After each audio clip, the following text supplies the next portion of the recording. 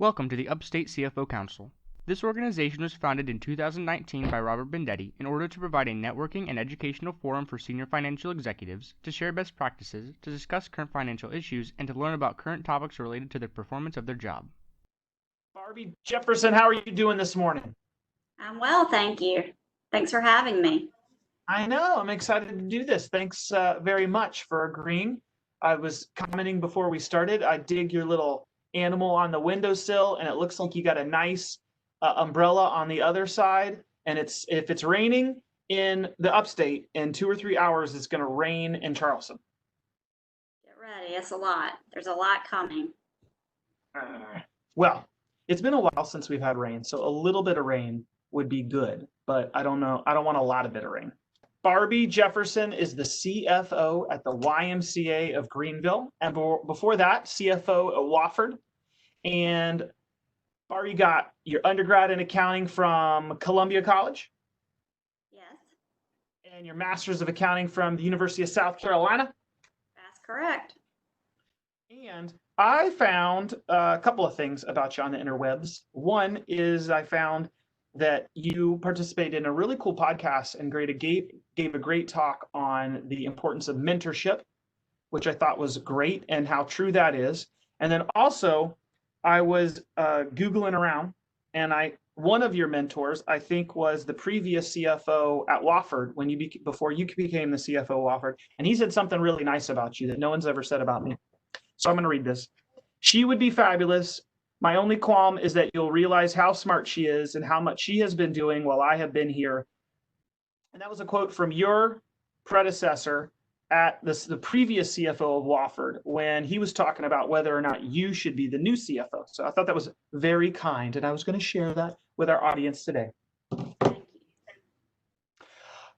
Barbie, let's get right into this. Question number one, what is your favorite business book and why? Okay, this book is now 7 years old, but it was timely for me. I'm talking about Sheryl Sandberg's book, Lean In, Women Work, and the Will to Lead.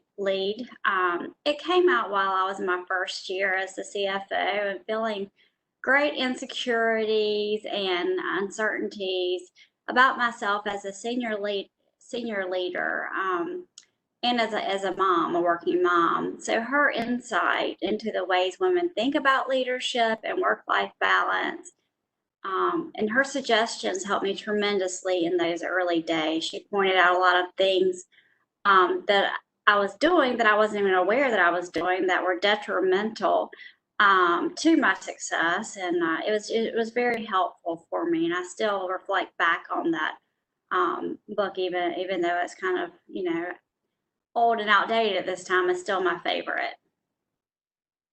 I haven't read that one. I'm going to have to check into that book. I also too feel sometimes that I'm playing a character, like I sometimes I don't feel like I know what I'm supposed to be doing, and I'm insecure. So I'm going to check that out. Lean In. Is that what you said the name of the book? Lean In, and it came out in 2013.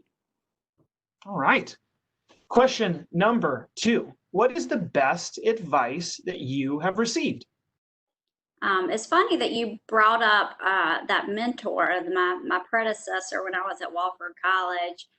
He told me something as I was, moving up into different levels of leadership positions within the college. He said the key to being a successful senior leader is hiring smart and competent people. He was right, especially for those that report directly to you. And to take that a little further, I would say it's important to train and mentor them and give them the autonomy to grow while being a key member of a successful team. So that's something that I've carried with me, and that makes all the difference in the world, having folks that you can count on and to give you good ideas and provide good work and just to be a good team player. That's definitely the key to a successful team. So. Amen. Ooh, that's good advice. That's so true. And it's such a stress reliever when you know you've got really great people around you that you can lean on. That's a great advice. All right. Barbie's bringing it strong today. I'm excited about question number 3, which is, Barbie, what's a new habit maybe that you recently started, or a tool that you recently started using that you have found beneficial? Okay, well, this one's really not all that profound or unusual, but it's Zoom, WebEx, Google Meeting. I really did not start using that on a regular basis until the COVID-19 outbreak, but I immediately started using it for work, for e-learning with my kids, and even with my church. It's a much better way to communicate than via email or instant message or over the phone. When you're trying to talk to people, and you're not face to face, it cuts out so much opportunity for miscommunication and misunderstanding. It's not perfect. It is technology, and it does crash, and internet goes down, but it is so much better than the way we used to communicate when we were in the same room. So that is probably the greatest help, been the greatest help to me this year. Very true, very true. And it's amazing the use. It's whether you said at church or it's scouts or at school, it's been amazing the adoption of these video teleconferencing tools. Question number 4, what is the best part of your current job? Well, it's that I'm the CFO for the YMCA of Greenville, that is. The mission of the Y lines up perfectly with my personal beliefs and lifestyle. My office is next to a large family Y, and I see, when it's not pouring down rain, I see kids running around and people exercising and families swimming. In addition, the Y is very socially responsible. We're so much more than a gym and swim. I'll stop my advertisement for the Y right there, but I'll end by saying being an integral part of making all this happen is very rewarding. So that's the best part of my current role. Well, I love being a member of the Y. We were big members of the Y when our kids were younger, if nothing else, just because of sports. I love the programming, and then it was focused on just learning the fundamentals. I've coached every sports teams my kids have ever had, and I really preferred it was competitive, but it was not hyper crazy competitive. The parents were nicer, the crowds were nicer. It was more relaxed. I like the attitude of the YMCA, and I didn't always really like to exercise, and I do now. I never thought about, if I was the CFO of a physical fitness enterprise, that I would be able to have access to working out all the time.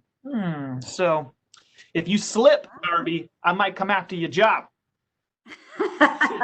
Number 5, what is something personal that you'd be willing to share that maybe we don't know about you? Something personal. I do have an odd story to share that only CFOs or other senior financial professionals would fully appreciate. So I was placed on strict bed rest due to pregnancy complications during my first year as CFO. And that was when I was still at Wofford College. And it came time for us to present the annual operating budget to our board of trustees for review and approval. And no one else felt comfortable at the time presenting in my place. So I presented the operating budget in detail from my bed over a conference call to a room filled with over 40 people. It was very unusual and awkward. If Zoom or WebEx had been used back then, it may have been less awkward. I don't know, maybe more awkward if they could see me in the bed presenting. But the budget was approved, and it was definitely the strangest experience of my professional career. So I don't think many CFOs can say that they've done something like that. I have not.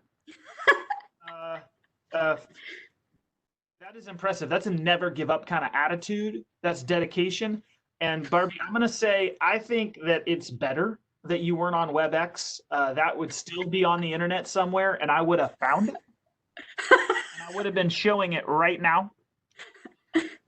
Yeah. Question number 6 is, Barbie, what is something that I didn't ask that I should have asked, and what's your answer to that? So why don't you ask me about the coronavirus? I mean, it's the elephant in the room, and its impact on me professionally.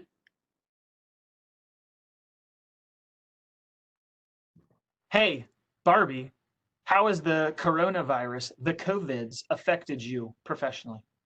Thanks for asking. I'm glad you asked. I will start by saying that that week in mid-March, when South Carolina began to shut down and it became clear that we were going to have to, close down the Y and suspend operations for a while, that was probably the worst week of my 20-year professional career. I was not prepared for it, having to make those tough calls about who would keep working, who would be furloughed, and then having to go and have those conversations with folks that I've been working with for the last 2 years. So that was really tough, and I think that was probably tough on all management, all senior leadership, at many companies. It's been very hard being in our seats with this happening. But we at the Y, we got through it. We're now back open. We've been open for a couple of days now, and we're slowly bringing our staff back, thank goodness. But I would say that the silver lining in this COVID-19 experience is that I learned more about my organization and my close colleagues in 2 months than I learned in the 2 years before that I've been here. I've also gotten to know my bankers much better. I would just say that these crises like this are very good learning opportunities. They're unpleasant, but you learn a lot in a hurry. You learn about yourself. You learn about your positions. You learn about your organization. So that's definitely one positive we can take from it. Well said. Let's end on that. And impressed. It's been a pleasure to get to virtually have a conversation with you. And I got to walk away here with that book, Lean In. I'm gonna check that out on Amazon right after the call. Thank you. Thanks for doing this. Thanks. Have a good week.